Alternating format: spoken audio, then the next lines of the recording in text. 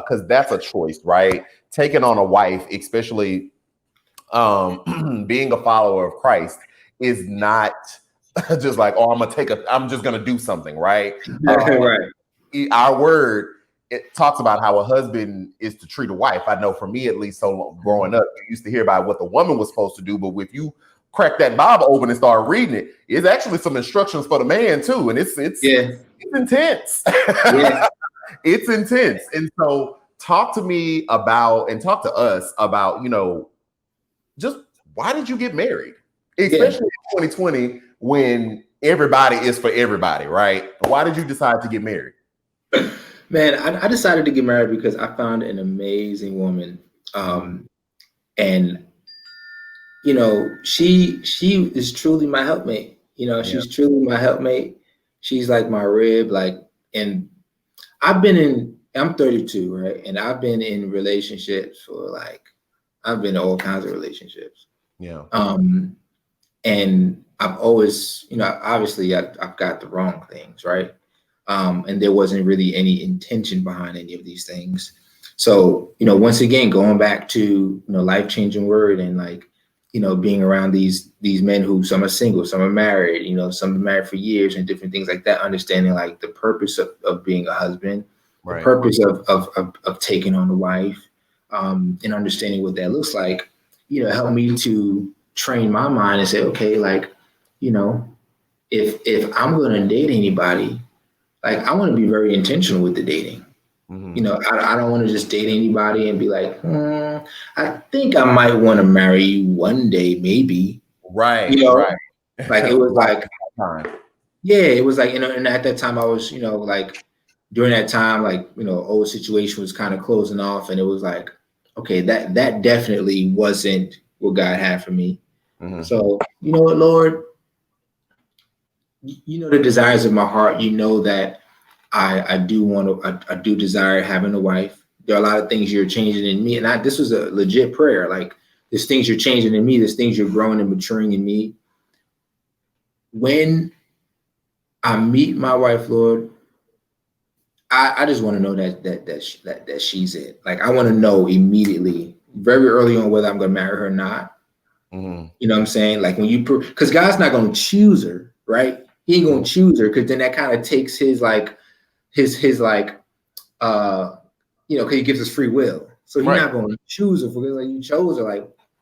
It was my free will, because what about that water? You know what I'm saying? Yeah. Mm-hmm.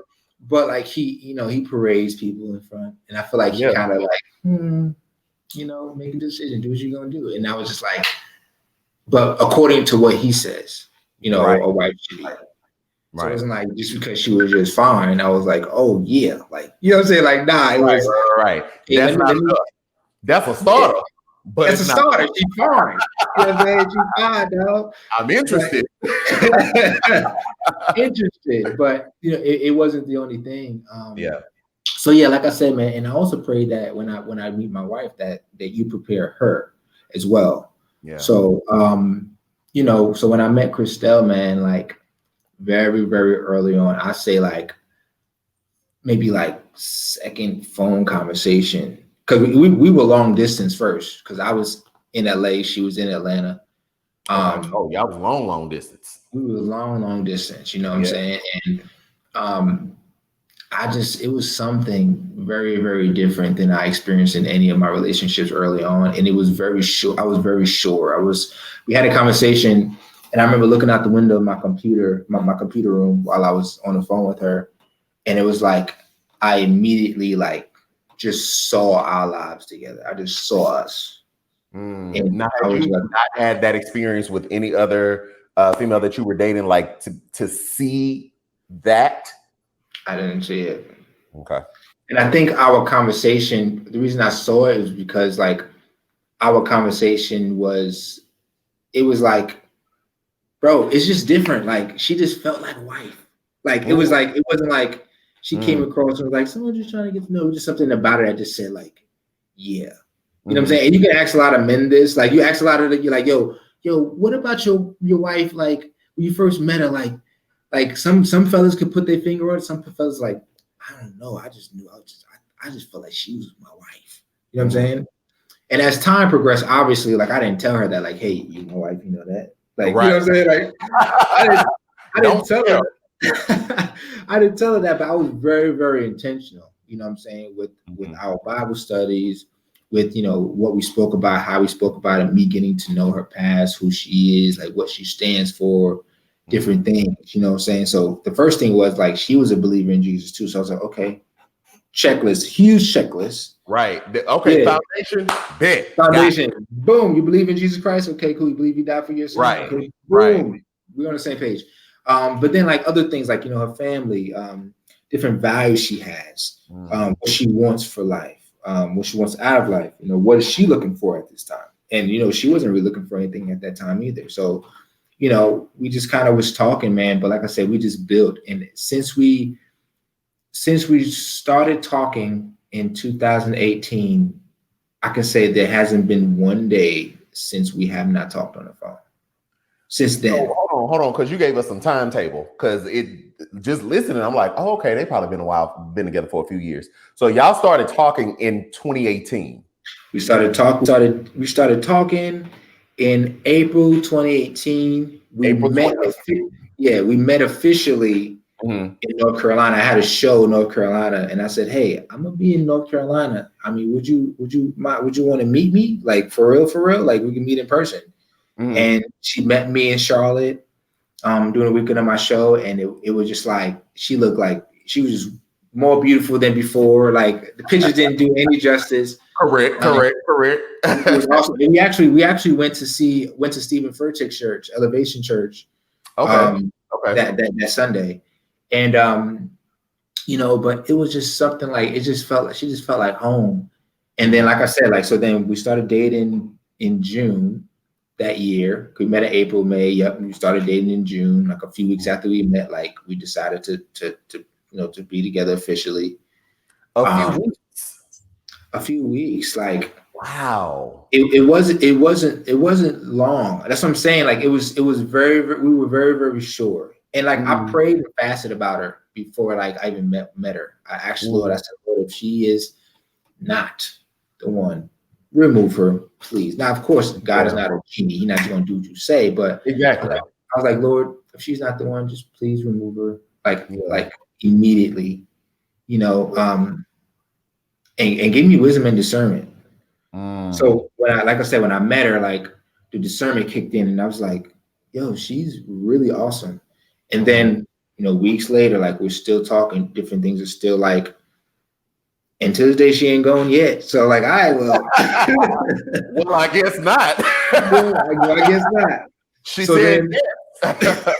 So twice. Then twice. But one big pivotal moment was, you know, at that time too that I met her, I was also in transition in figuring out like how I'm going to leave California, because I just felt like my time in California was done, and Atlanta came up in multiple conversations outside of, you know, me meeting my wife.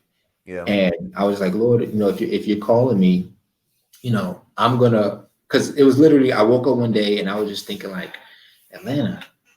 And then that's when I said, I'm like, met her a few months later, you know, management mentioned Atlanta, certain things happened. And I talked to a few people at church, like, man, I think God's calling me to Atlanta. Yeah. But I don't know. And I prayed and fasted about that. And then I remember, I went to a worship service, and the pastor like prophesied over me. He mentioned like this move that I've been thinking about, which I was like, was really like, okay, so maybe you are in tune. And then, but for me, I was like, okay, Lord, so if you're calling me to Atlanta, cool. Yeah, I'm gonna go. But Lord, I need provision. If you're gonna send me there, I just pray that everything is provided for, everything's in line, everything is where it needs to be. And I tell you, bro, like he made some chess moves and provision, bro. I mean, did he? Now let me ask this, just because I'm being nosy. Did he make the chess moves before the move, or did you go and then chess moves were made? He made the chess moves like a month before the move. A month before. Okay. But you had committed to go. Like you were committed. I said, Lord, okay, I'm gonna go. Got it. I don't know how, when. I don't know why. I don't know the logistics. Yeah. I know step A, I know you got the rest panned out, but I'm gonna go. And sure enough, he provided a way. You know what? Let me bring this thing full circle real quick, because as you're talking, you're giving off Gideon vibes, right? With not you doubting God or just asking for that clear sign, just like Gideon did. Gideon asked for clear, specific signs. Yeah. You asked for clear, specific signs, right, about your wife. Yeah. You know, and also when he didn't know, God told him, "Go on the strength that you have. Am I not with you?" Right. And so you committed, to go. Didn't know what was going to happen, but you were going on the strength, and God provided. It's just giving me very much Gideon vibes. That's it. I just want to get it out. Yeah. Yo, Q. Q, it was like that, Q. And what I mean about provision, I was just like, all right, Lord, like I'm gonna need to find a place. I'm gonna need to how I'm gonna get my stuff over there. How's it gonna real human needs? real human needs, man. Yeah, go figure, right? And it was something that happened. It was something that happened like a year before that just happened to pay out, and I was like, well, thank you, Jesus. Like, here we go. Like, well, you know what? And I guess this is it. This is it, man. And like I said, when I got here, man, like my family took me in. Like, I lived, I had my spot for a while, and it was like this. And then the summer of 2019, that's when I proposed to her, and we was in Mexico with some friends, and I was like, I think I'm gonna do it. I proposed to her, man, and she said yes. And from there, then we had another year or so of just being engaged and understanding that planning a wedding is stressful. I bet I've seen. I'm not interested. It's stressful. Well, it was, especially depends on the type of wedding too. Like, because we got our venue and stuff locked in before COVID hit. Yeah. Okay. Good. But once when did y'all get married? You all got married recently. Yeah, we got married in October. In October 2020. Definitely pandemic. Yeah, pandemic. It was pandemic, and bless the Lord, man, because everything worked out perfectly. Yeah. No one got sick. Can we brag on God? I was telling somebody the other day, I was like, I absolutely empathize and understand the tragedy that's happening around the world. And at the same time, like, God has really kept me. Yes. On basic human needs, and then desire of my heart, not needs, just desires of my heart that he is allowing. And I'm even in this space right now. The pastor was preaching about today, whether God allows it or God ordains it, God is still in control. And so even I asked him today, I'm like, God, are you ordaining this? Or are you allowing this career to take off? Like, either way, I'm thankful. But I if you want to tell me, like, you can tell me. So that's beautiful that he kept y'all, like, in calamity and stress and death and despair. He kept y'all, and this beautiful marriage that will glorify him, that is glorifying him, is on display for us to see. He kept us, man. Even bro, it's even like down to like, all I can say is God has been so good. He's been so good, man. Like, just the way everything panned out for the wedding to happen, family that was able to come. Even in that process, there was a way, like, there was a time I was like, all right, Lord, well, I don't know how that's gonna happen, so it's gonna have to be you and only you, because I don't know. Hey, hands up. Sound like my wedding. I don't know. And it was beautiful, man. And and I've learned so much about myself. Being married, I've learned so much about myself. Being engaged in our whole relationship. Like, she's like a reflection to me. Like, she's gonna tell me about myself in a way that I can understand it. I can be vulnerable with her. That's deep. You know what I'm saying? And I've learned how to be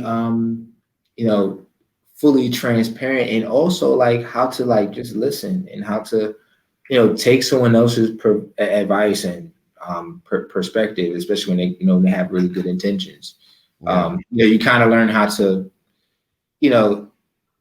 say okay and think about it and ponder on it and pray about it before you like, no, I'm not doing that. Oh, what are you talking about? Like, it was so much like, it's amazing, man. And I know there's just more steps and levels and things I'm going to learn, but it was such a huge blessing. And then even with the move to Atlanta, there was so many people I've been blessed to meet, in the Christian faith, and, brothers and sisters in Christ, people that are, I would say, in place, or people that are really, really on board with what I'm doing and want to help and be a part of it. So that's a blessing in itself as well too, That's amazing. I love to hear that. I really do love to hear it. That's encouraging for us single fellas. That's encouraging. So we're gonna take all them nuggets and them gems. Okay, you pray what? Okay, all right. But no, I'm with you. I'm there right now. I find myself randomly praying about a wife that does not exist and children that do not exist. So I'm there with you in due time, in His time, right? So speaking of children, I definitely want to speak about this, because not only did you gain a beautiful wife, you also gained a beautiful bonus child. So talk to us about being. I don't really like the term stepfather, stepkid. It feels so one step removed, which I guess in some senses it is, but like, especially if you're like living in the home with the other person, then it's like a bonus dad. So you're someone's bonus dad. You are a young man's bonus dad. So talk to us a little bit about, like, you chose to get married, and not only that, but you chose to marry a woman with a child. And so you are literally saying, like, I want you and your son to be a part of my family, right? As the head of this family, I want you to be a part of this. What was that like? Did you ever, like, just walk us through that thought process and that moment about that?